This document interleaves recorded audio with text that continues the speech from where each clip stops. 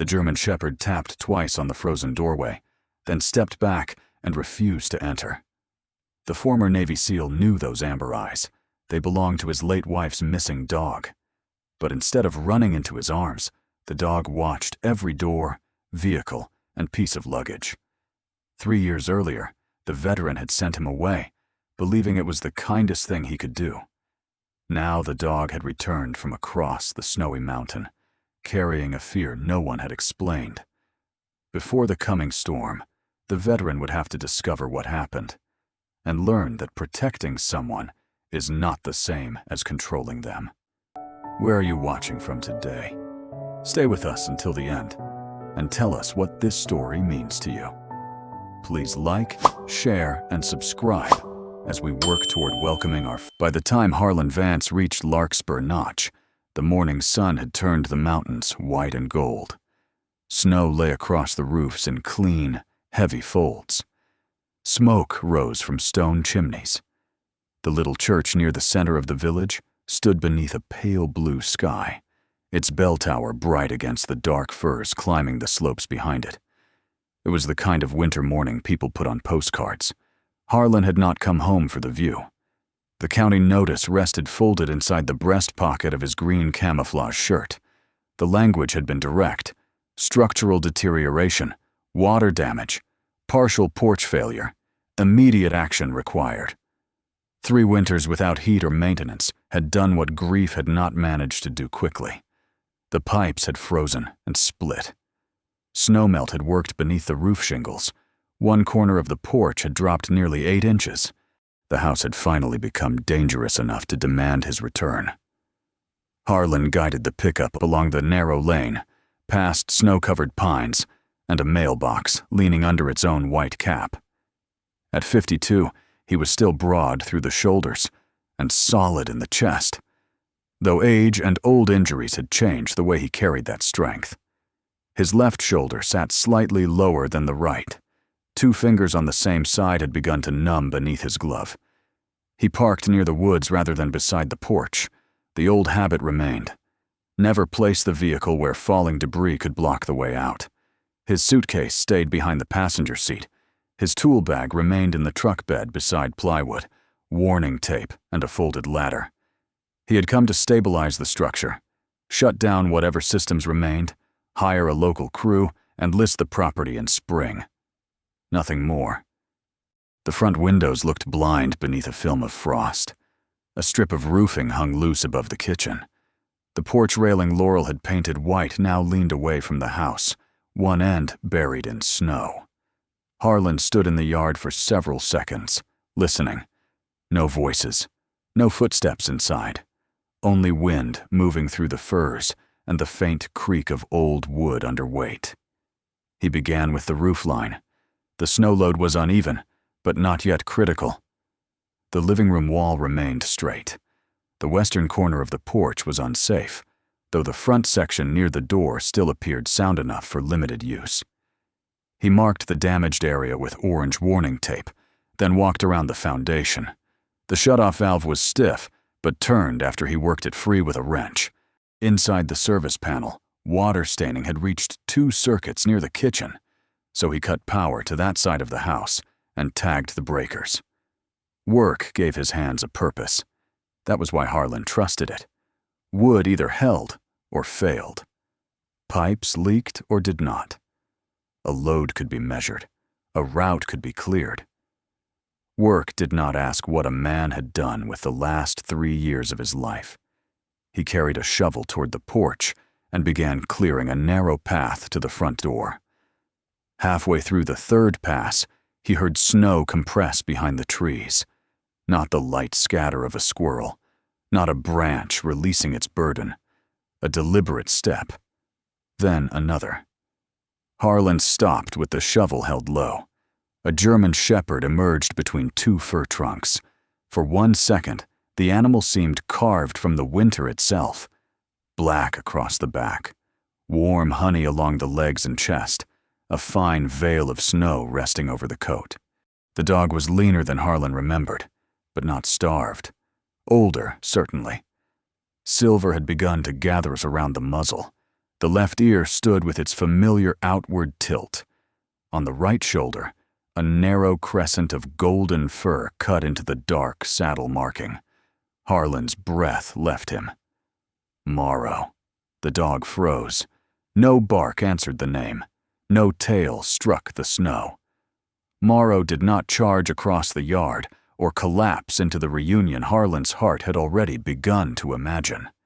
The German shepherd simply stared. Those amber brown eyes knew him. That was the worst part.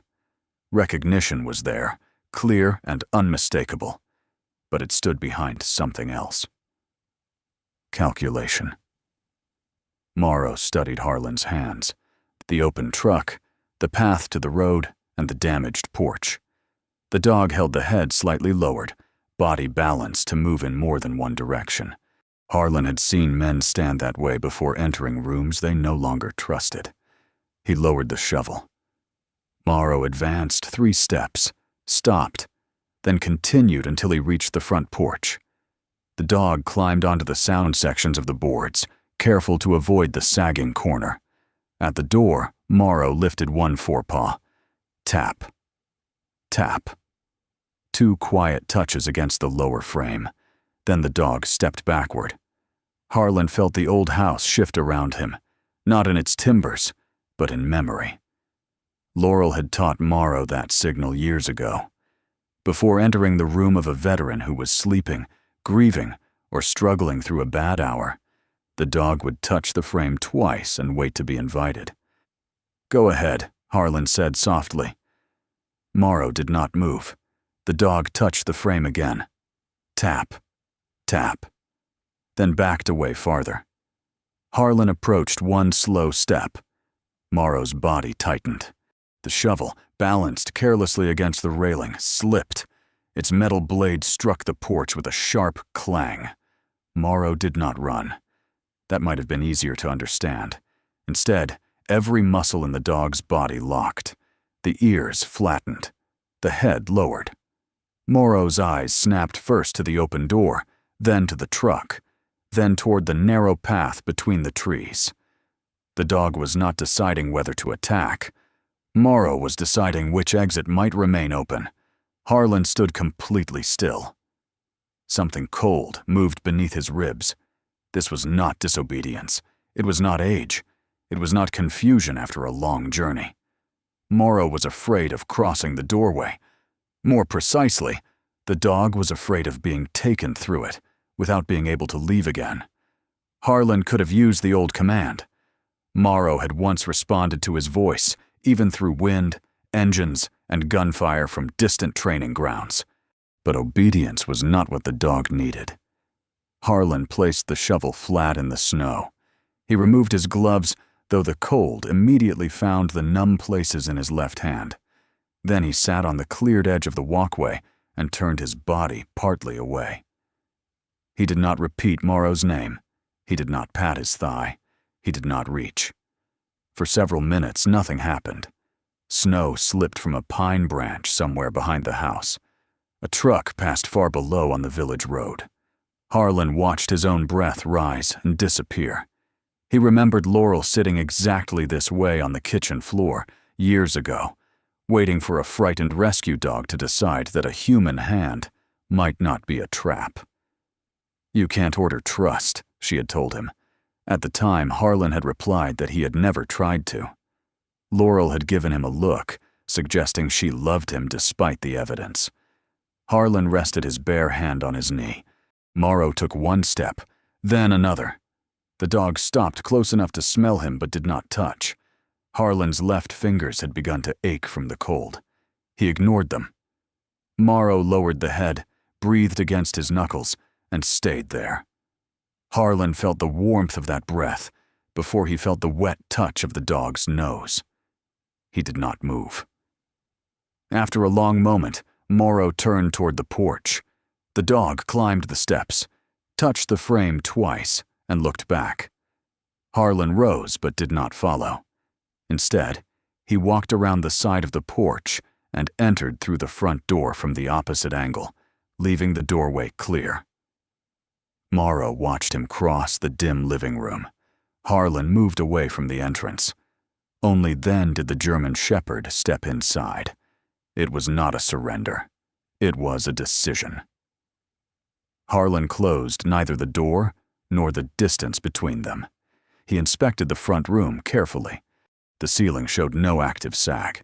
The floor near the fireplace remained level. 2 exits were available, the front door and a side window large enough to use if necessary.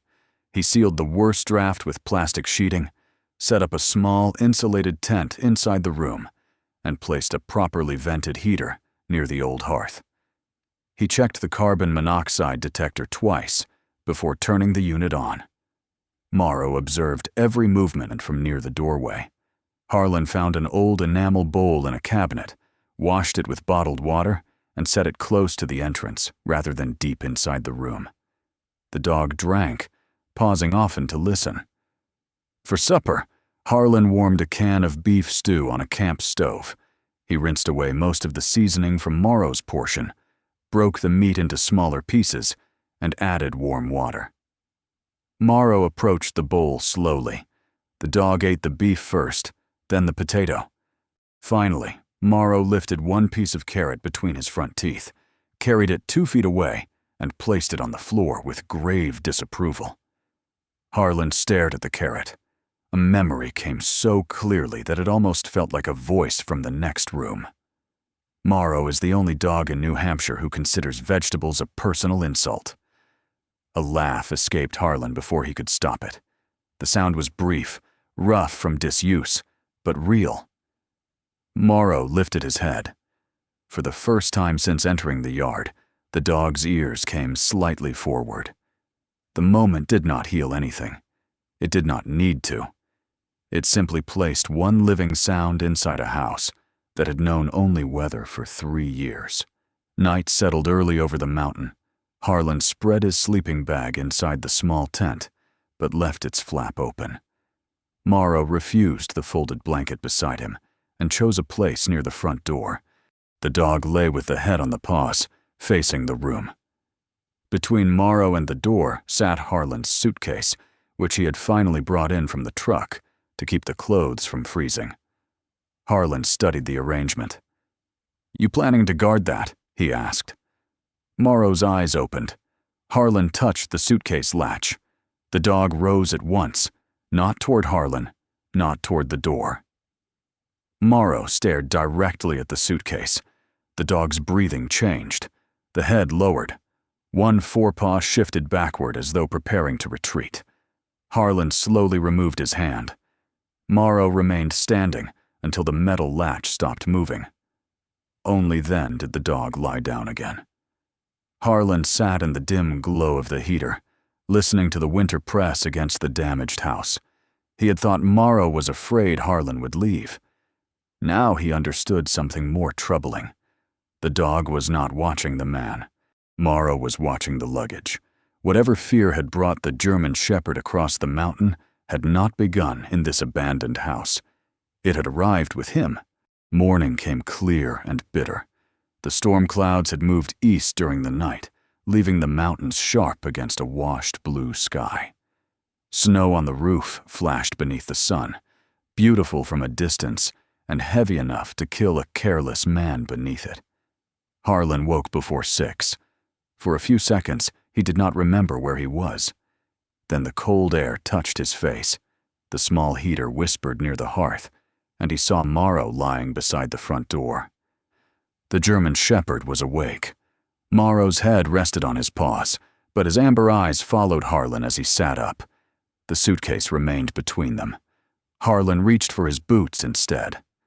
Morrow's body relaxed by a degree. That was answer enough. Harlan warmed water, cleaned the salt from the dog's paws, and examined each pad beneath the light of a battery lantern. The skin was irritated, but not split deeply. Morrow allowed the inspection, though every time Harlan's hand moved toward the chest, the dog turned his head to watch. There was no growl. Trust did not always leave with noise. Sometimes it simply kept one eye open. "We're gonna see someone who knows more than I do," Harlan said. Morrow looked toward the suitcase. "Not that." Harlan carried only his field bag and a folded wool blanket to the truck. The Harbor Ridge Veterinary Clinic sat near the southern edge of Larkspur Notch, in a low white building with dark green shutters and a weather vane shaped like a running dog. Harlan remembered the place as a feed store. Time had changed the sign, but left the porch crooked. He parked beside the rear entrance, where the snow had been cleared down to rough concrete. Morrow jumped from the truck without hesitation. He walked beside Harlan until they reached the aluminum ramp leading to the clinic door. Then he stopped. The dog's head lowered. His front feet remained on the snow while his body shifted backward. Harlan waited. A delivery van rattled along the road behind them. Morrow's eyes moved toward it, then back to the ramp. Harlan bent, intending to lift him. Pain caught beneath his left shoulder blade so sharply that his breath stopped. His arm lost strength for half a second. A woman's voice came from the doorway. "Unless you've grown a second shoulder since leaving town, I would reconsider that plan." Dr. Judith Fenwick stood inside the open door. She was 66, small and solid, wearing dark teal scrubs beneath an olive fleece vest. Her gray hair was braided low over one shoulder, and tortoiseshell reading glasses hung against her chest. The years had placed fine lines around her green eyes, without making them less direct. Harlan straightened slowly. "Good morning to you, too." "It will improve if neither patient falls on the pavement." Judith stepped outside but did not approach Morrow head-on. She turned sideways, studied the ramp, then disappeared into the clinic. A moment later, she returned carrying an old wool blanket. She spread it over the metal surface, covering the shine and changing the sound beneath the dog's feet. "Door stays open," she said. "No one stands behind him." Morrow sniffed the blanket. He lifted one paw and touched the lower doorframe twice. Tap. Tap. Judith glanced at Harlan but did not ask. Morrow stepped onto the covered ramp and entered under his own power. "That," Judith said, following him inside, "was considerably easier than proving you are still 25. The examination room smelled of disinfectant, cedar shavings, and coffee strong enough to remove paint. Judith dimmed one overhead light and placed a rubber mat across the steel table, though she examined Morrow on the floor.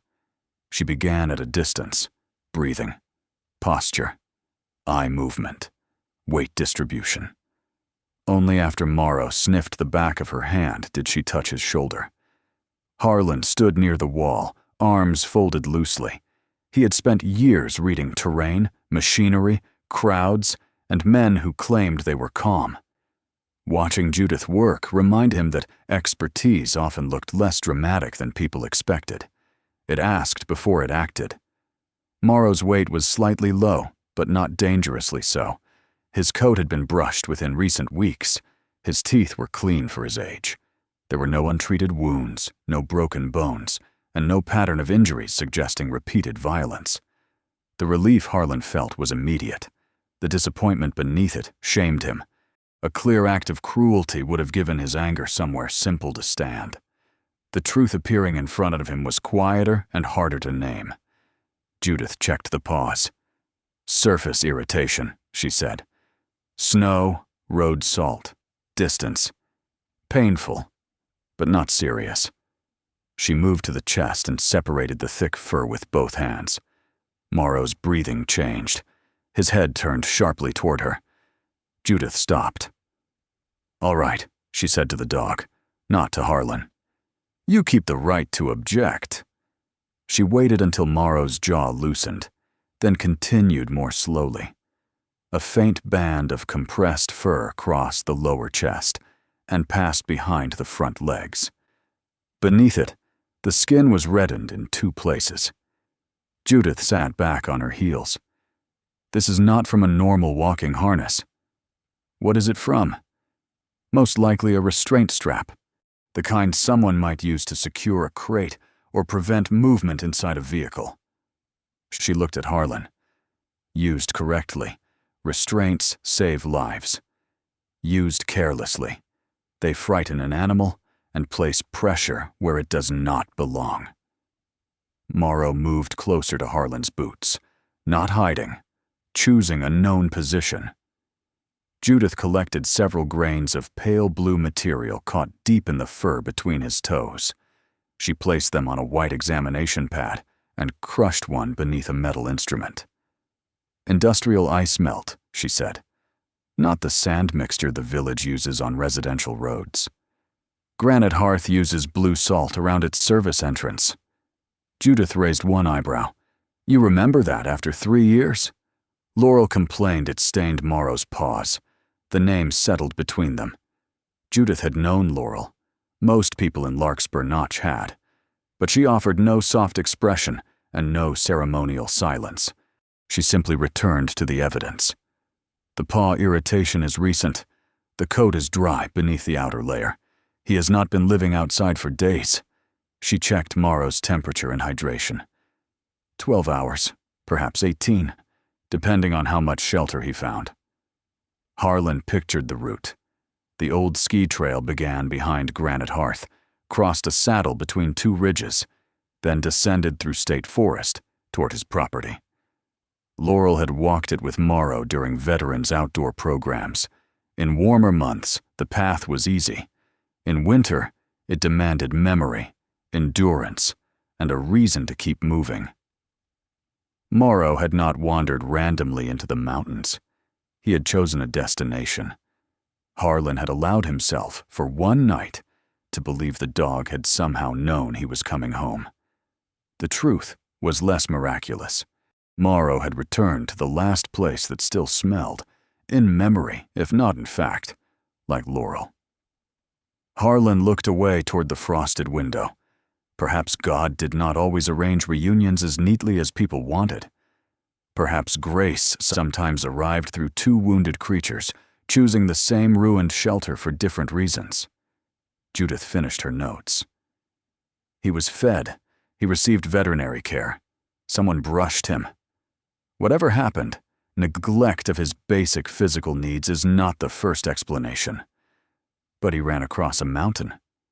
Yes. And he is afraid of loading ramps, sliding doors, luggage, and pressure across his chest. Yes. Judith stood.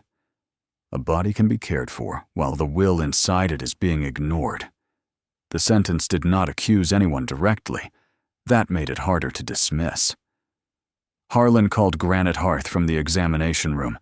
The main line transferred him twice before a woman answered with a measured, professional voice. "Evelyn Merrick." "Harlan Vance." Silence lasted less than a second, but he heard it. Then warmth entered her tone. "Mr. Vance, I was told you had returned to town. I have Morrow." This time, the silence was longer. "Oh, thank God." The relief sounded genuine. Evelyn explained that Morrow had escaped during a transfer between Granite Hearth's main residence and the North Slope Annex. The vehicle had stopped while staff checked the tire chains. A crate latch had failed. By the time the driver noticed, Morrow had crossed the service lot and disappeared into the trees. "We had teams searching until conditions became unsafe," Evelyn said. "We resumed at first light." "When did he get out?" "Early yesterday evening." "What time?" "Shortly after 6. Harlan looked at Judith. Her face did not change, but her pen stopped above the medical chart. "Who did you notify?" Harlan asked. "Our internal staff, local volunteers, and the appropriate contacts." "Did you call the clinic?" A pause. "We were preparing a broader notice this morning." "Did you call animal control?"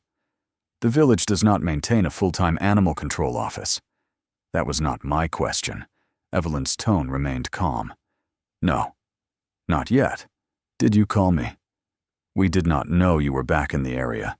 Your last address was connected to a contractor's office in Maine." Harlan could not argue with that. He had made himself difficult to locate.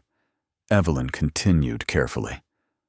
"Morrow is part of our resident support program. Several people depend on his routine. I am grateful he found someone familiar, but we need him returned as soon as Dr. Fenwick clears him." Need him returned. The words were not cruel. They were practical. Harlan looked down at Morrow. The dog was watching Judith roll a hard-sided equipment case across the floor toward a cabinet. Its wheels clicked over the tile. Morrow moved instantly. He pressed against Harlan's right leg, body angled away from the case. His breathing shortened. His eyes fixed on the black handle. Judith stopped the case. Evelyn was still speaking through the phone. "We can send a vehicle." "No," Harlan said. Another silence. "No? I will bring him." "That is not necessary." "It is to me." Harlan ended the call before the statement could become a debate. Judith leaned against the counter. "You were planning to hand him back and return to your house." "I still may." "That was not what I said." Harlan put the phone in his pocket. Judith closed the equipment case and lifted it by hand rather than rolling it again. "You have enough evidence to ask questions," she said. "Not enough to make accusations." "I know." "Do you?" He met her eyes. The old Harlan might have taken the question as a challenge. The man standing in the clinic understood it as a boundary. "I will observe. I will listen. I will not threaten anyone, break into anything, or confuse military experience with legal authority." Judith considered him. That sounded rehearsed. "I've had a difficult morning." "You have had a difficult 3 years."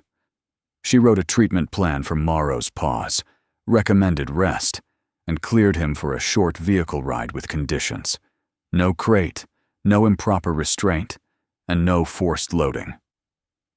Before they left, Judith took a plain biscuit from a jar. She offered it on her open palm. Morrow looked at Harlan first. Harlan gave no command. He only relaxed his hand at his side. Morrow accepted the biscuit, carried it 2 steps, then placed it squarely on the toe of Harlan's brown boot. Judith watched him. "Well," she said, "he may not trust you completely." Morrow picked up the biscuit and ate it. "But he appears willing to share the risk." Outside, sunlight lay bright across the snow. Granite Hearth waited on the eastern slope, beyond the road Morrow had remembered, and Harlan had spent 3 years avoiding. Harlan opened the truck door. He did not lift the dog. He laid the wool blanket across the running board and waited. Morrow climbed in beside him. This time, they were not going back because someone had ordered it.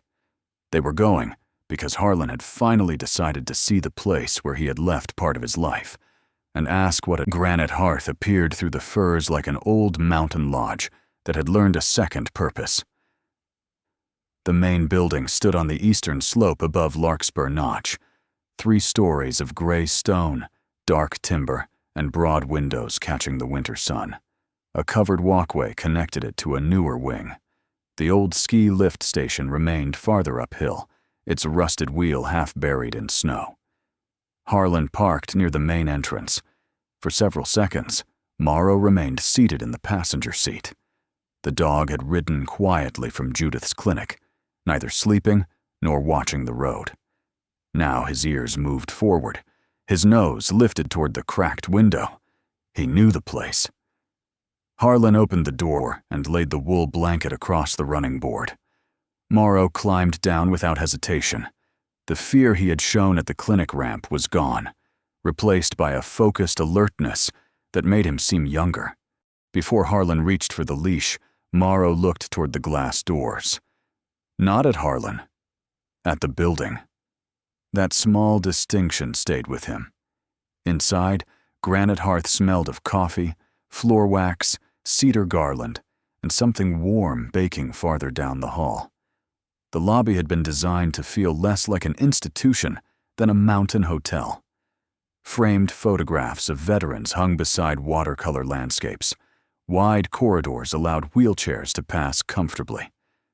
Near the fireplace, 2 older men argued over a checkerboard without moving a single piece. A woman behind the reception desk looked up. "Morrow?" The name carried down the hall. A chair scraped. Someone called it again. Morrow's tail moved once. Then the German shepherd stepped away from Harlan and crossed the lobby with purpose. He went first to a woman seated near the fireplace. Alma Baines was 70, broad-shouldered and upright, with short silver curls, dark brown skin, and black rectangular glasses resting low on her nose. A navy notebook lay open across her lap. She did not reach for Morrow. She waited. The dog pressed his muzzle gently against her knee. Alma's hand settled along the side of his neck. "There you are," she said. No tears. No dramatic embrace. Only relief held tightly enough to remain useful. Morrow looked down just as Alma's notebook began to slide from her lap. He caught the lower edge with one paw and pushed it back before it fell. Alma glanced at Harlan. "He still thinks I cannot manage stationery. Can you?" "Better than most men manage grief." The answer was so direct that Harlan almost mistook it for hostility. Then he saw the faintest movement at one corner of her mouth. Morrow had already left them. He moved down the corridor, passing 2 residents who greeted him by name. At the second doorway, he paused and touched the frame twice. A thin voice answered from inside. "You may enter, provided you have not brought administration." Morrow stepped into the room. Harlan stopped at the threshold. An older man sat beside a wide window overlooking the valley. Franklin Gage was 76, narrow through the shoulders, with neatly combed white hair and a fine mustache. A small oxygen unit rested beside his chair. On the table near him stood a hand-held weather meter and an old film camera.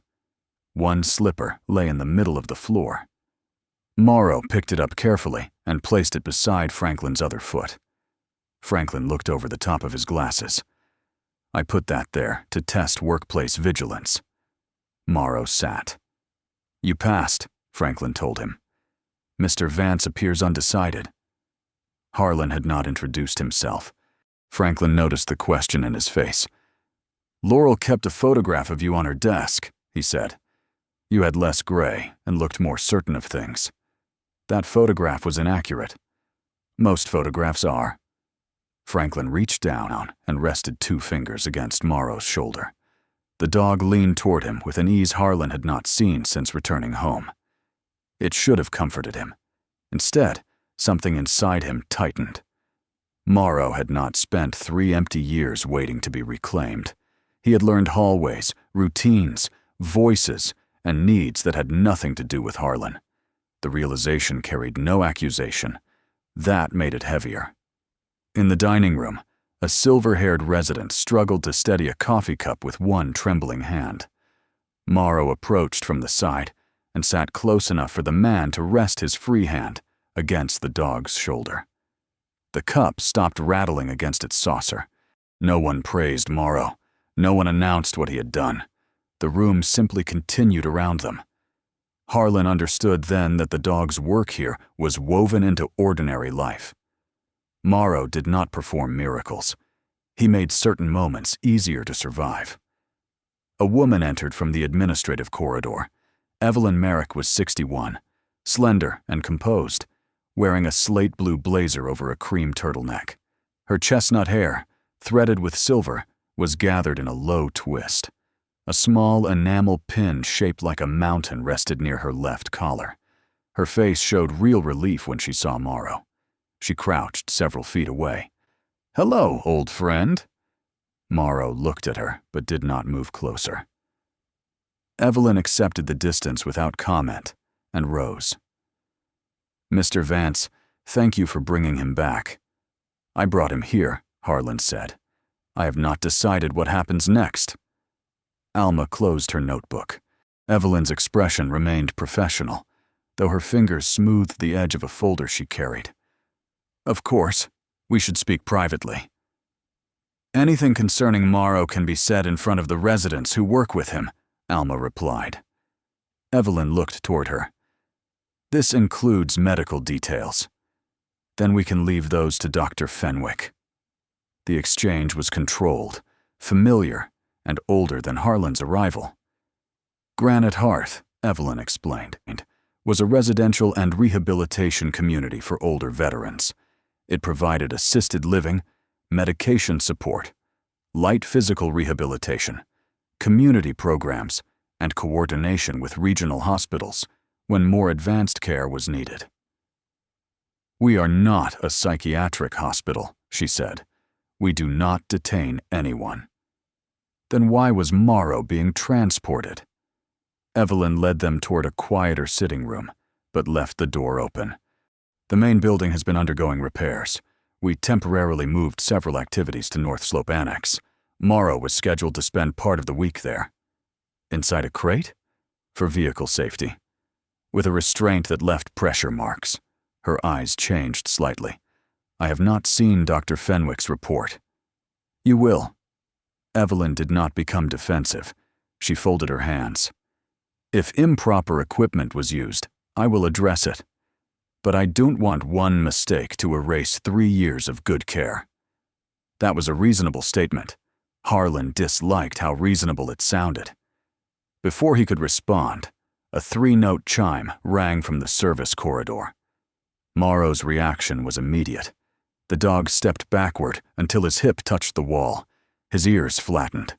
His gaze moved from the sliding service door to the nearest open hallway. A metal cart rolled through, carrying folded linens. Morrow lowered his head and shifted his weight away from it. The staff member pushing the cart slowed. "I'm sorry," she said. "I didn't see him." Morrow was not looking at her. He was watching the door close behind the cart. Harlan felt his own posture change. He wanted to step between the dog and the corridor. He wanted to demand names, records, explanations. Instead, he watched. The chime stopped. The door shut. Morrow remained against the wall for several seconds before moving toward Alma. Not toward Harlan. Alma laid one hand beside her chair. Morrow sat there. Evelyn's mouth tightened. "He has been unsettled since the annex rotation began." "What happens there?" Harlan asked. "A quieter environment," Evelyn replied. "Reduced stimulation, additional supervision, structured rest." Alma removed her glasses. "They call it quiet reset." Evelyn's voice sharpened by a careful degree. "It began as an optional program for residents experiencing overstimulation." "Began," Alma repeated. The room went still. Alma explained without embellishment. Residents considered disruptive or uncooperative could now be moved to North Slope Annex for 48 hours. Phones were sometimes held to reduce agitation. Group activities were suspended. Service dogs could be separated from their handlers if staff believed the animals reinforced distress. "Consent?" Harlan asked. Evelyn answered before Alma could. "Every resident signs behavioral support provisions during admission." "A general form is not permission for every future decision," Alma said. "We are responsible for the safety of an entire community. And we are adults in that community." Evelyn turned to Harlan. "You know what happens when one person in a confined environment loses control. Fear spreads. Confusion spreads. We are understaffed, operating under financial pressure, and trying to keep 40 people from being transferred to facilities far from their families." There it was. Not greed. Not cruelty spoken proudly. Fear wearing the language of responsibility. Harlan knew that language. He had used versions of it himself. Someone had to decide. There was no time to ask everyone. Safety required control. Those statements could save lives in a storm or destroy trust in a quiet room. The difference was not always visible to the person giving the order. "I want to see the annex," Harlan said. Evelyn shook her head. "You are not staff, family guardian, state inspector, or authorized contractor. I assess hazardous facilities for a living." "Not this facility," his voice cooled. "Morrow came out of your vehicle afraid of ramps, doors, and luggage. And I have said we review what happened. I am not asking for a review." "No," Evelyn said. You are asking me to give an angry former operator unrestricted access because he believes observation is the same as authority." The words landed cleanly. Harlan took one step forward. Morrow rose. For half a second, Harlan expected the dog to come to his side. Morrow crossed the room and sat beside Alma instead. The movement was quiet, but it changed the balance of the room. Morrow was not choosing an enemy. He was choosing the person who had been asking to be heard. Harlan looked down at the dog, then at Alma's notebook. His instinct was to push harder, to use rank, pressure, certainty, to make the room yield because something was wrong, and he could feel it. But instinct was not always wisdom. Sometimes it was only an old wound that had learned to speak with confidence. He stepped back. "What can I see legally?" he asked. Evelyn studied him, surprised by the change. "Public program information. Resident council minutes, if the council releases them. General policies. Nothing confidential." Alma put her glasses back on. "That will be sufficient for tonight." Evelyn turned toward her. "Alma, we have a council meeting at 7. "That meeting is for residents." Alma looked at Harlan. "He may attend as my guest for the first portion." Harlan did not mistake the invitation for trust. Alma closed her notebook. "One condition." He waited. "You do not come into that room demanding honesty while carrying your own lie like a badge." His jaw tightened. "I have not lied to anyone." "You told yourself Granite Hearth needed Morrow more than you did. Perhaps that was true." Alma's voice remained level. But it was not the whole truth. The silence that followed was different from the ones in Judith's clinic. It did not ask for evidence. It asked for courage. Alma continued. "Before you question why this place made decisions for Morrow, you will explain why you made one for him 3 years ago." Morrow rested his muzzle on her knee. Harlan looked through the window at the white mountains beyond the glass. Somewhere below them stood the abandoned house he had planned to repair, close and sell, without speaking aloud the reason he had left it. He had come to Granite Hearth, believing the difficult question was what had happened to Morrow. Now he understood that the dog had brought him to a room where another question had been waiting. What had Harlan done in the name of care? And whom had it? At 7 o'clock, the library at Granite Hearth held 12 chairs, one long table, and no place for Harlan Vance to hide behind competence. Snow pressed softly against the tall windows. Lamps cast warm circles across shelves of military history, Western novels, gardening books, and paperbacks whose spines had been repaired more than once. Someone had set out coffee in a steel urn. Beside it sat a plate of oatmeal cookies no one touched. Harlan remained standing near the end of the table. Alma Baines looked over her glasses. "Sit down. I can hear from here." "That is not the issue." Her navy notebook rested open before her. A sharpened pencil lay precisely across the page. "You are standing as though you plan to brief us," she said. "No one in this room requested a briefing." A few residents lowered their eyes to hide smiles. Harlan pulled out a chair. Morrow settled near Alma instead of beside him. The choice no longer surprised Harlan. It still hurt. Franklin Gage sat 2 places down with his portable oxygen unit beside his chair and a weather meter clipped to his cardigan pocket. He checked the instrument, frowned at the reading, then returned his attention to Harlan. Alma folded her hands.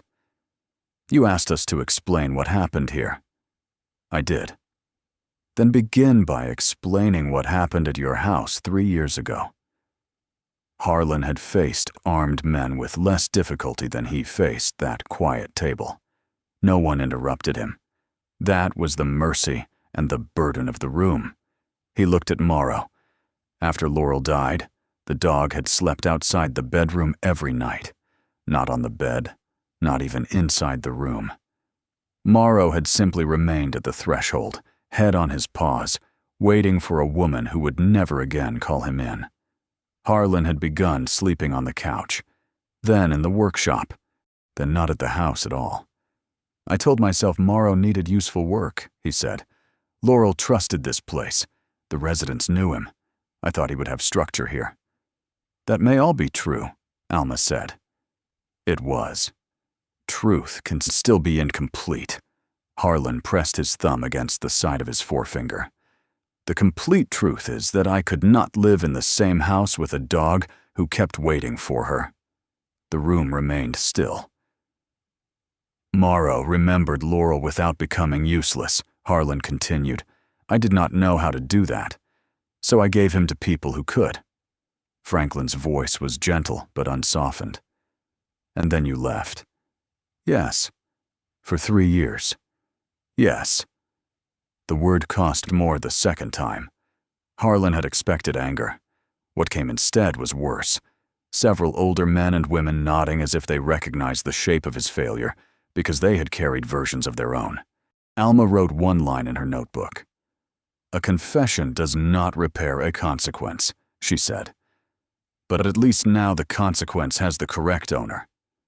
Morrow rose, crossed the narrow space, and stopped beside Harlan. The dog did not lean against him. He only sat close enough that their shoulders nearly touched. It was not forgiveness, it was attendance. Sometimes grace did not erase judgment. It simply stayed in the room while the truth was spoken. Alma turned to the business before them. There was no locked cabinet to break open, no hidden basement, no dramatic file left beneath a loose floorboard. The first evidence was a printed activities calendar. Alma laid 3 months of schedules across the table. Several residents had been recorded as receiving individual therapy on dates when the council minutes showed they were staying at North Slope Annex. Franklin pointed to his own name. I supposedly attended a 45-minute balance session on November 9th. Did you? Harlan asked.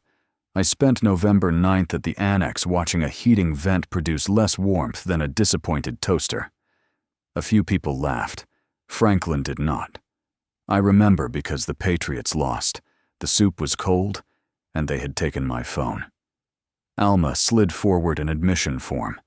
The behavioral support clause used broad language about temporary changes to routine during periods of distress. No specific mention of removing phones. No specific mention of separation from service animals. No clear consent to relocation. The library door opened. Otis Bell entered, carrying a dented orange thermos and a thick binder secured with 2 rubber straps. At 64, he had the heavy forearms and oil-darkened hands of a man who had spent most of his life inside machinery. His iron-gray hair survived only around the sides of his head. A broad mustache hid most of his expression. He placed the binder on the table. Maintenance logs. Alma looked at him. All of them. The ones I wrote. Not the summaries administration preferred. That sentence brought every eye toward him. Otis removed the rubber straps. Inside were handwritten temperature readings, work orders, replacement requests, and 3 reports marked urgent. North Slope Annex had once been used for autumn retreats and spring rehabilitation programs. Its heating system had never been designed for sustained, deep winter operation. The main boiler had lost efficiency. A control valve jammed under heavy load. The backup generator could heat only part of the building while supporting medical equipment. You knew, Harlan said. Otis did not look away. I knew it needed work. You wrote that continued winter use could become unsafe. I did. And people were still housed there. Otis's large hand closed around the edge of the table. Evelyn said if we shut the annex, the state might reduce licensed capacity. Fewer beds meant transfers. Some of these people would be sent 200 miles south. So you kept repairing it. I kept believing one more repair would buy enough time. Alma's pencil stopped. That is how most bad systems survive, she said. One more day, purchased by someone who means well. A second person arrived 10 minutes later. Dana Harcourt entered quietly in a sage green tunic and cream cardigan, carrying a tabbed planner against her chest. Her reddish-brown hair, streaked with silver, curled around a worried face. She had worked part-time as an activity therapist at Granite Hearth for 6 years. Alma handed her the printed schedules. Dana studied the first page, then the second. Her fingers moved through the colored tabs of her planner, although none needed adjusting. These may be transcription errors. There are 27 sessions, Alma said. Dana swallowed. Some sessions are entered later. Codes can be copied. Franklin leaned back. Were you in the annex on November 9th? No. Did you treat me? Dana looked at his name. No. Then someone billed for work you did not perform. Dana closed the planner. For the first time, her concern shifted away from losing her job and toward the people whose names filled the pages. I need to compare this against my original calendar. Alma nodded. Do that. The library door opened once more. Marion Kittredge carried no stack of papers, only a slim cobalt folder and a black fountain pen. She was 67, tall and spare, with silver hair cut close to her head, and the composed manner of someone who had spent years beside hospital beds, where frightened people were often spoken over. She introduced herself as the regional resident rights advocate. Then she looked directly at Harlan. I will interview residents privately. I may have relevant questions. You may give them to me. I know Morrow's reactions.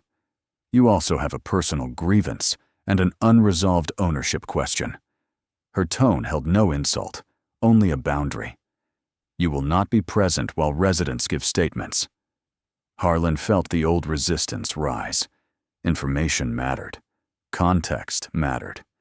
He could ask more precise questions than someone who had arrived an hour ago. Then he saw Alma watching him. The same mistake could wear many uniforms. All right, he said. Marion's expression did not soften, but she gave one approving nod. Harlan waited in the hallway with Morrow while residents entered the library one at a time. He heard no details through the closed door.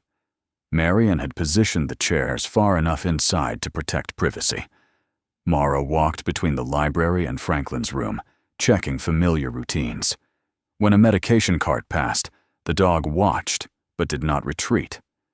The cart was plastic, not metal. No 3-note chime sounded. Harlan noticed the distinction. Fear had rules, even when people had not yet learned them. Nearly an hour later, Marion invited Harlan back inside. Franklin had agreed to let part of his statement be shared.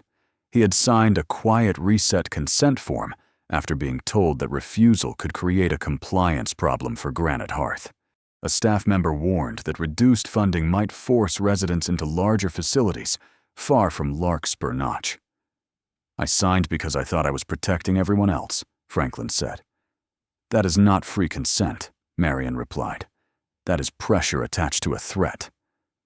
The door opened before anyone could answer. Evelyn Merrick entered, holding her brown leather folder against her side. Her slate blazer remained neat, but one strand of chestnut and silver hair had come loose near her cheek.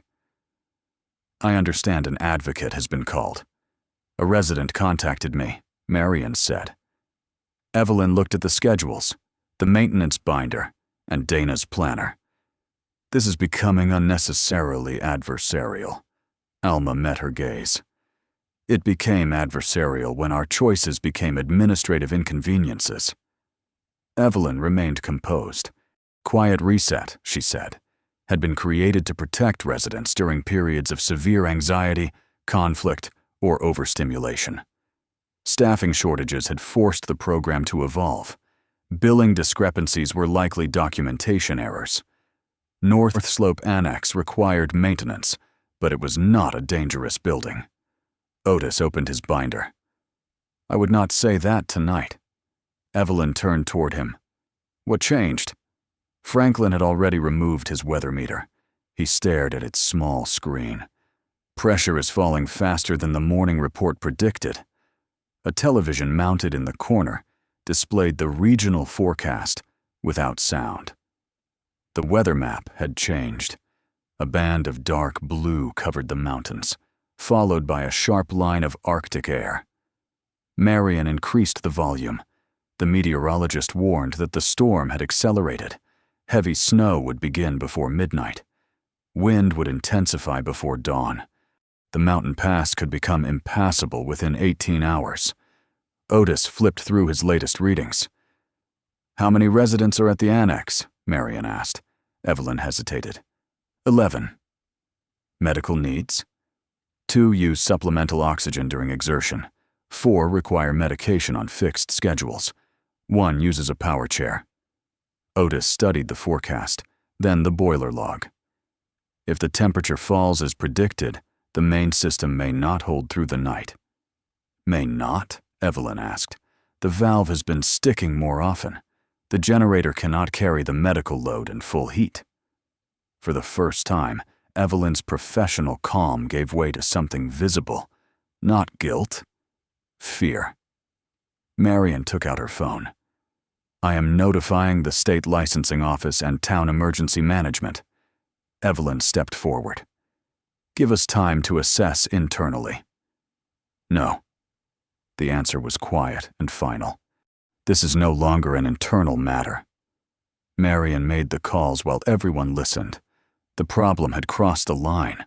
No one in the library could move it back with good intentions, careful language, or another temporary repair. When Marion finished, snow had begun to sweep across the dark windows. Harlan looked at the schedules, the repair logs, and the people around the table. There was no single villain to expose. There were frightened decisions, delayed truths, pressure disguised as consent, and decent people who had each allowed one compromise too many. Now, 11 residents sat in a building that might lose heat before morning. Moving them without asking would repeat the harm.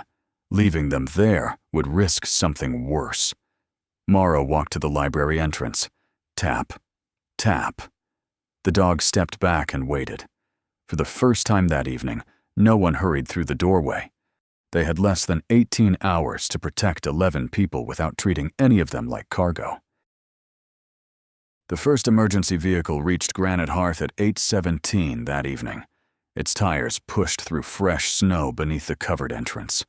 Red lights turned slowly across the stone walls without sirens, staining the windows and the white ground in brief, quiet flashes. Beth Crowell entered, carrying a weatherproof clipboard under one arm. At 58, the chief of Larkspur Notch's volunteer fire department had the solid stance of a woman accustomed to steep roads, bad radios, and people who became experts only after a crisis began. Her copper-gray hair was cut short at the neck. A rescue radio rested high on her left shoulder, and a length of red cord was wrapped around her right wrist. She removed her snow-covered gloves, but not her coat. "Who has the current resident list?"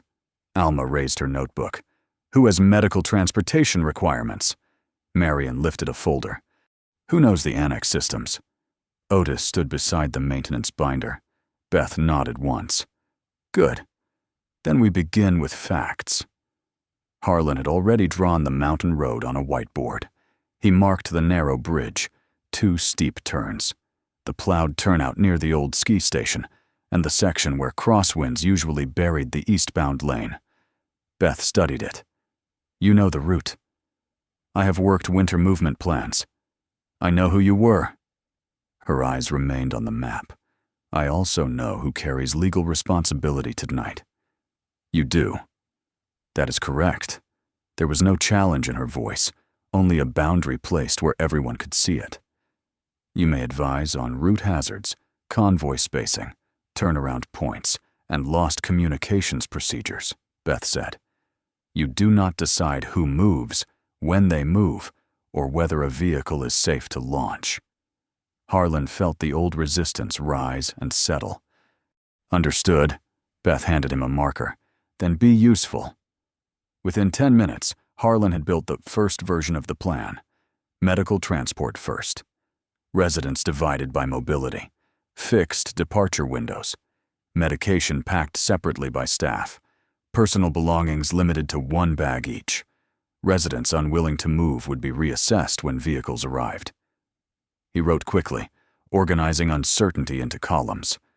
Alma read the board without expression. Then she placed her pencil on the table. "I will not sign that." Harlan turned. "It gets everyone out before the weather closes the road." "It gets bodies out. That is the immediate objective." "No," Alma said. "That is the mistake." The room quieted. She pointed to the line marked, "Personal items. 1 bag." "Who chooses what fits in the bag?" "The resident." "In how much time?"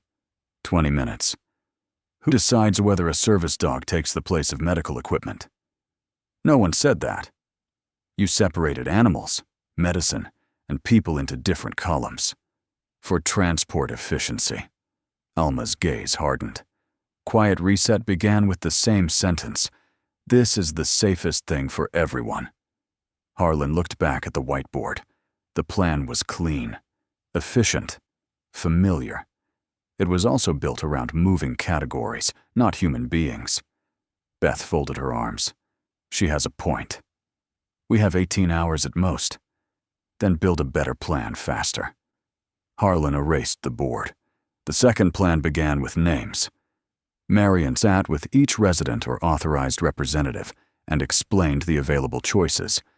The main Granite Hearth building could accept 6 people. The church fellowship hall in the village could safely take 5, with portable medical support and backup power. No one would be sent outside the county without a new emergency order. Each resident chose a destination. Medication remained with the person whenever clinically safe. Oxygen units were logged by serial number and secured in the same vehicle as the resident. Mobility equipment was tagged only after the owner confirmed it. Service dogs and support animals would travel with their handlers unless Judith identified a medical reason not to. Room doors would be sealed after departure. Alma proposed that 2 residents and 1 staff member photograph each room before it was closed. "Why?" Evelyn asked. "So temporary does not become empty," Alma replied. Marion added a written inventory process. Beth divided vehicles by capability, rather than convenience. 1 heated medical van would carry Franklin, and another resident using supplemental oxygen. A wheelchair-accessible shuttle would make 2 trips if the pass remained open. The church would send its 4-wheel-drive van for ambulatory residents. Otis prepared portable heat units and checked the backup generator at the fellowship hall. Judith arrived from the clinic, carrying Morrow's green working harness and a medical bag. Snow clung to the shoulders of her waxed canvas coat. She listened to the transport plan, then examined Morrow's paws again. "He can ride," she said. "Not in a crate. Not behind cargo. Proper chest harness, clear floor space, and someone watching his breathing." Franklin stood near the library door. "I have not agreed to ride anywhere." The room turned toward him. He wore his gray-blue cardigan over a pale shirt, with his oxygen line resting beneath his nose. His old film camera hung from one hand. Marion approached him. "We should discuss your options." "I have discussed options with institutions before. This is different. They always say that before they move a man's belongings." Harlan stepped in with the map. "The temperature at the annex could fall below safe levels before dawn. The bridge remains open now, but the wind will increase after midnight. The safest departure window begins within." Franklin looked past him. Harlan continued. "The medical van has heat, secured oxygen storage, and—" Franklin's face closed. The more facts Harlan offered, the farther away the older man seemed to go. "You are not hearing me," Franklin said. "I am telling you the actual risk. No, you are telling me why your fear outranks mine." The words stopped Harlan. Morrow walked down the hall toward Franklin's room. At the threshold, the dog touched the frame twice. Tap, tap. Then he lay down outside. He did not enter. He did not look back for a command. Franklin watched him. Harlan folded the map. "What are you afraid will happen after we move you?" Franklin gave a tired breath. My wife entered a rehabilitation facility for 3 weeks after surgery. They packed her room at home before the second week ended. No one spoke. She came back to boxes, Franklin continued. Not her chair, not her books where she had left them. Boxes. Everyone said it was practical. He looked toward his room. I have lived in 6 government quarters, 2 base apartments, 1 rented house, and this room. I am 76 years old. I will not let temporary become a polite word for erased. Harlan sat on the bench outside the doorway, not inside. What would make the move acceptable? A written guarantee that the room remains mine. Marion opened her cobalt folder. We can do that. My books stay where they are. The camera cabinet stays locked. No one assigns the room to another resident. No staff member boxes anything without my written approval. Marion wrote each condition down. Evelyn stood at the end of the hall, her brown leather folder held close to her side. You are asking the facility to reserve an unoccupied room during an emergency, she said. Franklin's expression remained calm. I'm asking the facility not to use an emergency to take what I didn't consent to give. The sentence passed through the hallway like a cold wind. Evelyn looked at Morrow. The dog remained outside the room, waiting. Prepare the agreement, she said. Marion drafted the document. Evelyn signed it as director. Alma signed as resident counsel witness. Through a video call, a representative from the state licensing office confirmed the room preservation terms and entered them into the emergency record. Franklin read every line. Only then did he sign. I will ride in the medical van, he said. Morrow rides with me. Judith knelt beside the dog. If Beth approves the space. Beth reviewed the vehicle layout. He goes on the floor beside Franklin's seat, harness secured to the proper anchor point. No loose equipment nearby. Franklin nodded.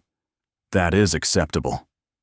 The agreement changed more than one decision. Residents who had resisted the move began asking questions rather than refusing outright. One requested written confirmation that her knitting chest would remain untouched. Another asked to bring a framed photograph instead of the suggested overnight bag. A third chose the church hall because the main building's elevator made him anxious. The plan grew less efficient. It also became possible.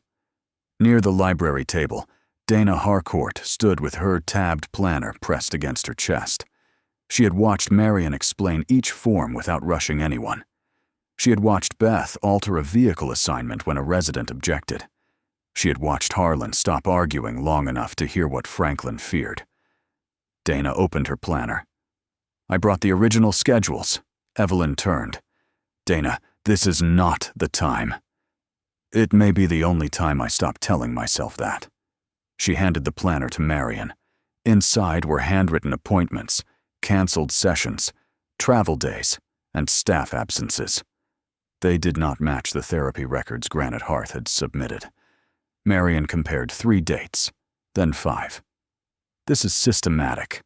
Dana's eyes filled, but her voice remained steady.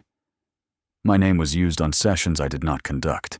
At first I thought someone was catching up on documentation. Then I knew that was not true. You could destroy this center, Evelyn said.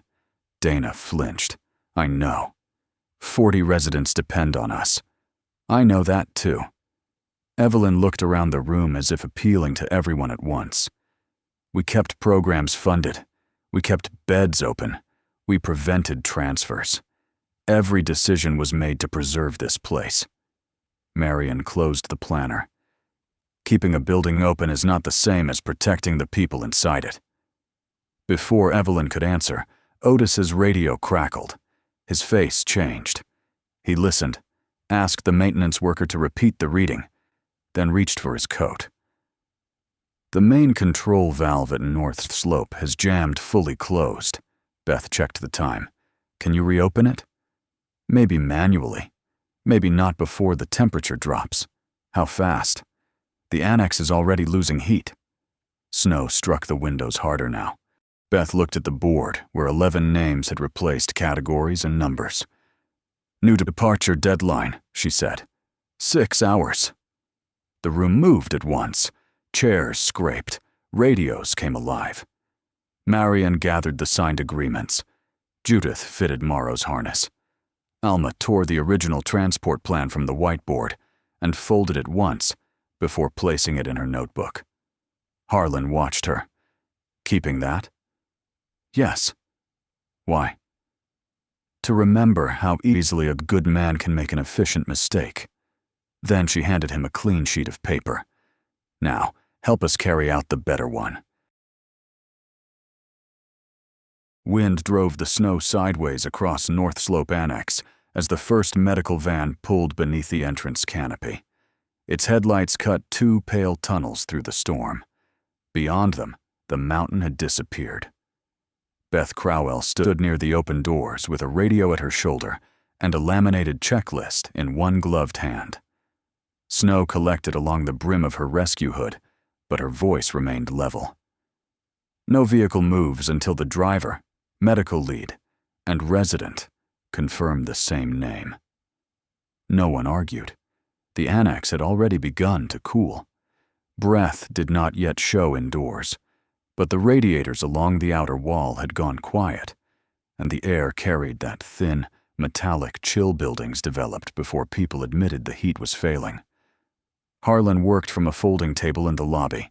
11 residents, 11 medication packets, 2 oxygen units, 1 power chair, 3 mobility walkers, 2 support dogs besides Morrow. Different needs, different destinations, different promises that had to survive the storm with them. This was not the kind of mission where speed alone proved competence. Every departure required 3 checks. The resident said the destination allowed. A staff member confirmed medication and equipment. Marion Kittredge confirmed consent or the authorized emergency plan. Only then did Beth release the vehicle. Alma Baines stood beside the room inventory sheets, checking names with her short pencil. She had refused a chair. "If I sit," she said, "someone will assume I have stopped supervising." Otis Bell passed her carrying a portable heater. "No one has made that mistake since Korea." "I was not in Korea." "Did not say you were. Said the mistake was old." Even under pressure, their voices carried enough dry humor to keep the room human. Morrow moved quietly between them in his dark green working harness. At each occupied room, the German shepherd approached the threshold, touched the lower frame twice, and waited. Tap. Tap. Sometimes the resident answered immediately. Sometimes Marion entered first and explained the move again. Sometimes Morrow remained outside for a full minute while a coat was buttoned, a photograph was packed, or an older hand steadied against a walker. No one was dragged into the hall. No one was treated as though fear made them unreasonable. Franklin Gage was assigned to the first heated medical van. His oxygen cylinder had been secured beside the seat, and a licensed emergency medical technician checked the line twice. Morrow lay on the floor near Franklin's right foot, attached to an approved anchor point by a chest harness. Nothing pressed across the dog's throat. No crate surrounded him. Franklin leaned down. "You understand that I am not leaving permanently." Morrow looked up. "That was not a question," Franklin said. "It was for the record." Judith Fenwick checked the dog's breathing and the fit of the harness. "He's comfortable," she told Beth, "but if the van is delayed more than 20 minutes, I want an update." Beth nodded to the driver. "Main building. East route. No detours. Call at the bridge, and again at arrival." The van doors closed. Morrow remained calm. Then the vehicle began to move. For half a second, the dog lifted his head sharply. Franklin rested 2 fingers against his shoulder. "You and I have written permission to come back," he said. Morrow lowered his head again. The van disappeared into the white darkness. Harlan watched until the taillights vanished. He had spent years believing reassurance came from confidence. Tonight, A signed page in Franklin's coat pocket had done more than any commanding voice could have done. The next residents departed for the main Granite Hearth building. 2 others chose the church fellowship hall, where generators, cots, and heated medical space had been prepared. The plan moved slowly. That was why it worked. A woman stopped at the van because her framed photograph had been placed beneath a bag instead of beside her. The loading team corrected it. A man refused to board until someone found the charger for his hearing aids. Alma located it in a bedside drawer and made the staff member write it onto the equipment list. Every delay cost time. Every delay also proved the new process meant what it claimed. Near 10 o'clock, Beth checked her radio. The upper pass has been downgraded. We have 1 final safe convoy window. How many remain? Harlan asked. 3 residents, 2 staff members, and equipment. Marion reviewed the list, then frowned. Edwin Pike has not signed out. Edwin was 74, a former Army radio technician whose hearing had been damaged long before modern protection became standard. He read lips well and wore hearing aids when he remembered to charge them. At medication time, he normally arrived early enough to complain that punctuality had declined after the invention of digital clocks. Tonight his chair was empty. A staff member checked his room. The bed had been stripped for transport. His coat was gone. His walker remained against the wall. He may already be in the loading area, Evelyn said. Alma checked both vehicle lists. He is not. Harlan reached for his flashlight. Beth stopped him. Search teams of 2. No one disappears while looking for someone else. Harlan nodded toward Otis. I will take the maintenance side. Before they moved, Morrow appeared at the end of the hallway. The dog had returned in the medical van after Franklin was safely transferred, as arranged with Judith and Beth. Snow clung lightly to his harness. Morrow walked past Harlan without waiting. He stopped at the medication room, looked at Edwin's empty chair, then turned toward the service corridor. Morrow, Harlan called once. The dog glanced back but continued. Harlan and Otis followed. The generator noise grew louder behind the fire door. Morrow did not track a mysterious scent or scratch at a hidden wall. He paused at familiar intersections, checking the places where Edwin normally stopped during the evening routine. Laundry room, equipment alcove, maintenance corridor. At the final door, Morrow touched the frame twice. No answer came. The generator hammered behind the wall. Otis opened the door. Edwin sat on an overturned bucket in the maintenance room, fully dressed in his coat and wool cap. His hearing aids were in his pocket. In both hands, he held a small wooden box containing radio tubes, service pins, and photographs from his Army years. He looked up when Morrow entered. I was waiting for someone to stop shouting through the loudspeaker and come speak where I could see them. Harlan crouched into Edwin's line of sight. We missed you at the loading point. The announcement said East Lobby. It was changed to the front entrance. No one told me. The mistake was small. In a storm, small mistakes could become permanent. Harlan did not defend the system. We failed to confirm you received the change. Edwin studied him, then nodded. That is accurate. Morrow stood beside the wooden box while Edwin rose with his walker. What is in there? Otis asked. Things no administrator gets to label miscellaneous. Otis picked up the box with both hands. Then, we will list it as essential. They returned to the lobby as Beth's radio announced worsening visibility at the bridge. The final vehicle had to leave within 15 minutes. Outside, the wheelchair shuttle's hydraulic ramp refused to lower fully. Ice had formed around the locking pin. Harlan knelt beside it, with a hand tool and heat pack. Wind pushed through his camouflage parka, working cold beneath the cuffs. He cleared the first layer of ice. The pin moved halfway. Then the little and ring fingers of his left hand went numb. Harlan changed grip and tried again. The tool slipped. He caught it before it fell beneath the vehicle, but his fingers no longer gave him reliable pressure. He knew what that meant. The pin might appear seated while remaining misaligned. Under load, the ramp could fail. Still, people were waiting. Minutes were disappearing. He tried once more. Otis crouched beside him. "Move your left hand." "I have it." "No. You have determination. Those are not interchangeable." "I can finish." Otis looked at his fingers. "Can you feel the pin?" Harlan did not answer. Wind rattled the ramp. Behind them, Beth called for the final loading check. Harlan felt every eye he imagined upon him. The rescue crew, the residents, the men he once led. Laurel, even the younger version of himself who believed needing help was a debt a man should avoid. Then he remembered Franklin sitting behind a signed promise. Alma rejecting the cleanest plan. Morrow waiting outside a doorway instead of forcing entry. Safety did not require Harlan to be the strongest person present. It required him to tell the truth soon enough for someone else to act. "My left hand is numb," he said. "I need you to take this." Otis accepted the tool. No sympathy entered his face. "Hold the light." Harlan did.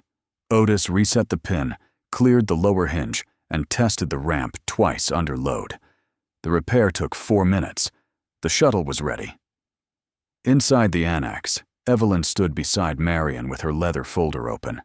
A resident had refused to accept Evelyn's spoken assurance that his room would remain untouched.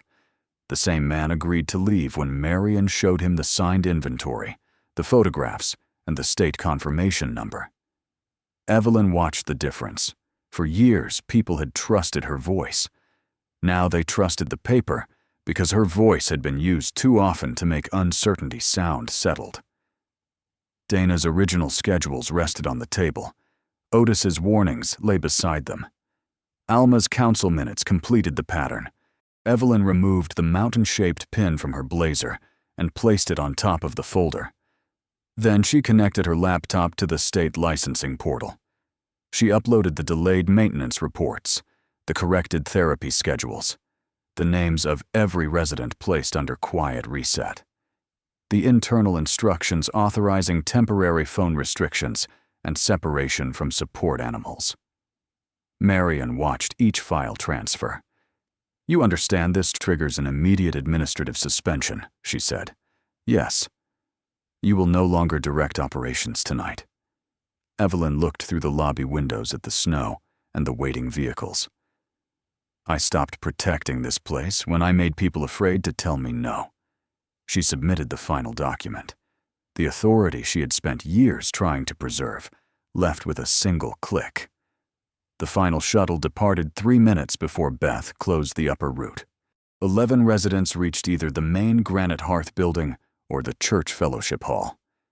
Every medication packet arrived with its owner. Every oxygen unit was accounted for. Every service animal remained with the person who depended on it. No one cheered. Beth announced the final count, and people simply breathed. In some moments, gratitude was too tired for celebration. Near midnight, Harlan returned to the old house with Morrow. The storm pressed hard against the repaired section of the front wall. Inside, the heater kept the safe room warm enough. Harlan carried in his tool bag, then went back for the suitcase. The metal latch clicked. Morrow stiffened near the doorway. Before, Harlan might have told himself the dog feared being left again. That interpretation would have made him feel important. Now he understood. Morrow feared being packed, secured, and taken somewhere without a choice.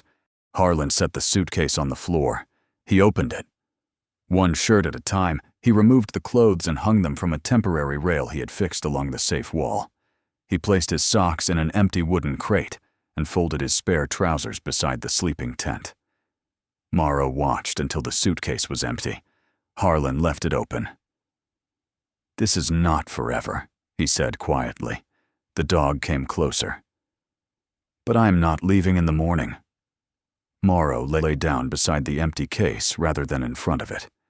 Outside, The storm covered every road leading away from Larkspur Notch. The morning after the storm, Granite Hearth looked less like a refuge and more like a place learning how much repair could not be done with lumber. Snow covered the mountain in bright silence. The main building remained warm. The church fellowship hall had begun serving eggs and oatmeal from portable tables. All 11 residents from North Slope Annex were accounted for, along with their medication, oxygen equipment, mobility aids, photographs, books, and animals. No one had been lost. That did not mean nothing had been broken. The state placed Granite Hearth under temporary administration before noon. Quiet reset was suspended immediately. Residents who had been moved under the program received written notice that they could review their records, correct false information, and submit complaints without retaliation. Evelyn Merrick was relieved of her position while the investigation continued. She did not disappear. For the next several weeks, she sat in a small conference room beneath the supervision of the interim administrator and worked through the damage one file at a time. She called families. She corrected treatment records. She identified payments submitted for services that had not occurred. She answered questions from auditors who were not interested in her intentions unless those intentions explained a decision. Her cooperation did not restore her authority, did not erase the fear attached to the 3-note chime or return the hours residents had spent, separated from their phones and support animals. But it made repair possible. That mattered. Otis Bell submitted the maintenance warnings he had kept in his binder and signed a statement acknowledging that he had accepted temporary fixes after understanding the larger risk.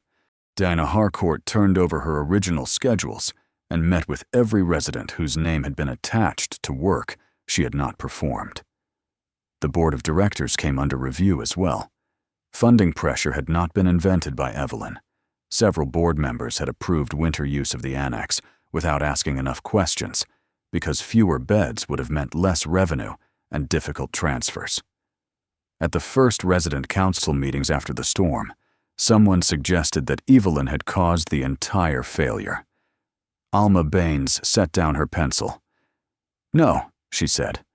"She carried more responsibility than most, and she will answer for it. But dangerous systems survive because decent people keep deciding today is not the right day to tell the whole truth." Otis looked at the table. Dinah did too. No one argued. Harlan sat near the back of the room with Morrow beside his chair. He had attended at Alma's invitation, not as an advisor, and certainly not as a hero. The interim administrator proposed that Granite Hearth create a winter safety position. Harlan declined before she finished describing it. "I am not taking over operations." "No one asked you to," Alma said. The administrator explained that the role would be limited to route assessment, power loss planning, equipment inspections, evacuation drills, and coordination with Beth Crowell's emergency team. Medical policy would remain with licensed staff. Marion Kittredge would continue monitoring resident rights. Judith Fenwick would help write new rules for support animals. Every emergency plan would go before the resident council before approval. Harlan looked at the printed proposal. 90 days, he said. The administrator waited. "A trial contract, through the end of winter. The council can terminate it if I begin confusing a plan with an order." Alma lifted her pencil. "I would prefer that sentence in writing." Beth Crowell, seated across the table, almost smiled. The contract was approved for 90 days. Harlan's first drill lasted twice as long as he predicted, because 3 residents objected to the route.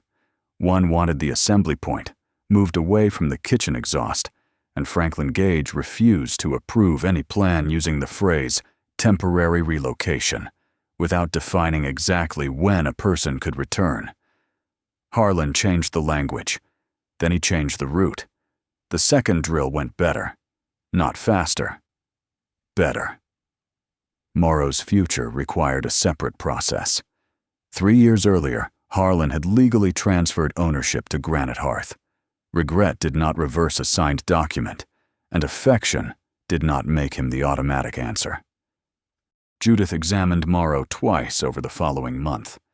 Physically, the German Shepherd remained capable of moderate work. Emotionally, the constant movement between buildings, vehicles, and unfamiliar rooms was no longer appropriate. "He does not need retirement from being useful," Judith explained. "He needs retirement from being available to everyone at all times."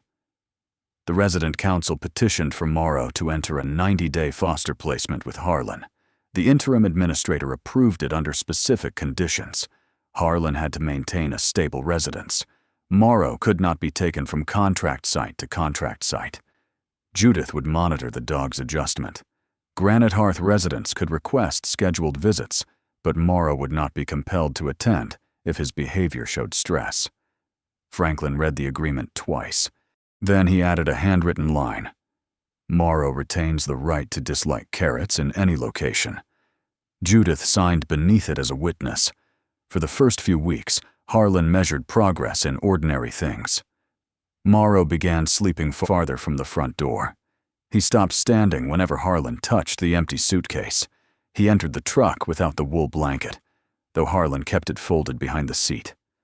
At Granite Hearth, Morrow visited Alma, Franklin, and several others twice each week. He rested when tired. No one called him lazy. No one sent him through a service door when he hesitated. Harlan worked on the house between safety inspections. He replaced damaged pipes, hired a licensed crew to repair the roof, and waited for the county inspector before reopening the kitchen. He did not try to restore every room at once. The bedroom remained closed. Some doors needed more than new hinges. One afternoon in late February, Harlan's phone rang while he was studying an emergency power diagram at the kitchen counter. A marine construction company in Portland wanted him for a 6-month safety contract. The pay was excellent. The work was familiar. Lodging would be provided near the harbor. His first answer formed before the manager finished speaking. "Yes." The word reached the back of his teeth. Then Harlan looked at the calendar. A winter evacuation drill on Thursday. Morrow's veterinary follow-up on Friday. A roof inspection the following Monday. Nothing on the page was dramatic. No one would die if he left. Granite Hearth had other people. Morrow could remain with Judith or return temporarily to the center. Harlan had spent years building exits so carefully that leaving always appeared responsible. He asked the manager to send the contract before he answered. That evening, he sat on the floor near the cold fireplace. Morrow lay beside him, one shoulder against Harlan's knee. Harlan did not ask the dog what to do. That would have been another way of avoiding responsibility. Instead, he bowed his head. "Lord, keep me from calling fear wisdom." It was not a grand prayer. It was enough. The next morning, Harlan called Portland. He did not refuse the work. He negotiated a shorter inspection contract beginning after his 90-day commitment ended, with travel limited to 3 days at a time. The company agreed. When Harlan hung up, no music rose and no light broke through the clouds. The calendar simply remained on the wall. For the first time in years, it held dates that brought him back. By early spring, the house had passed inspection. The plumbing worked. The roof no longer leaked. The kitchen walls had been repainted a quiet gray-green. Harlan left the old table scarred, rather than sanding away every mark. On a Sunday when light snow drifted across Larkspur Notch, he made beef and barley soup. Alma arrived first in her burgundy coat, carrying bread she claimed was better than anything a former operator should be trusted to bake. Franklin came with his oxygen bag and chose the chair nearest the door. Judith brought coffee. Otis brought pepper. Marion brought nothing, but said that was because she had been invited as a guest rather than assigned a task. Beth arrived last after checking the road above the village. Their boots collected in an uneven row near the entrance. Morrow reached the threshold ahead of everyone. He lifted one paw. Tap. Tap. Then he turned his amber eyes toward Harlan. Harlan stood beside the stove with a wooden spoon in his hand. He tapped the spoon twice against the rim of the pot. "Come in when you are ready." Morrow waited. Alma stepped through first. Franklin followed at his own pace. Morrow entered behind them and settled where he could see both the table and the door. Otis tasted the soup. Needs pepper. Judith removed the pepper shaker from his reach. Your heart has survived the Coast Guard, industrial machinery, and your own judgment. There is no reason to test it against lunch. Franklin laughed hard enough to adjust his oxygen line. No one offered a speech about healing. No one declared the past forgiven. Evelyn was still answering for her decisions. Granite Hearth was still rewriting policies. Harlan still woke some mornings, expecting to leave before anyone could ask him to stay. Upstairs, the old suitcase remained open on a bench. A few winter clothes still waited inside because Harlan had not finished unpacking. But the suitcase no longer stood by the door. The people around the table ate slowly, while snow moved past the repaired windows. Morrow rested between two pairs of boots, close enough to belong and free enough to rise. When the wind pushed against the house, Harlan closed the front door. He closed it to keep the warmth in, not to keep anyone from leaving, and not because he was afraid to be left alone. A man did not have to promise forever in order to become faithful. Sometimes he only needed a reason to return, and the courage to put that reason on the calendar. Sometimes the right thing is not to take control, but to slow down, listen, and let another person keep their dignity. Harlan believed love meant arranging everything and walking away. Morrow taught him something quieter. Real care waits at the door, asks permission, and stays long enough to hear the answer. In our own lives, we may not face a mountain storm, but we all meet moments when someone needs our presence more than our solution. May God give us the wisdom to know the difference. Tell us in the comments about a time when listening changed a relationship in your life. And if stories of loyalty, responsibility, and second chances matter to you, please subscribe and join us for the next one. May peace find your home, and may grace teach you when to lead, when to listen,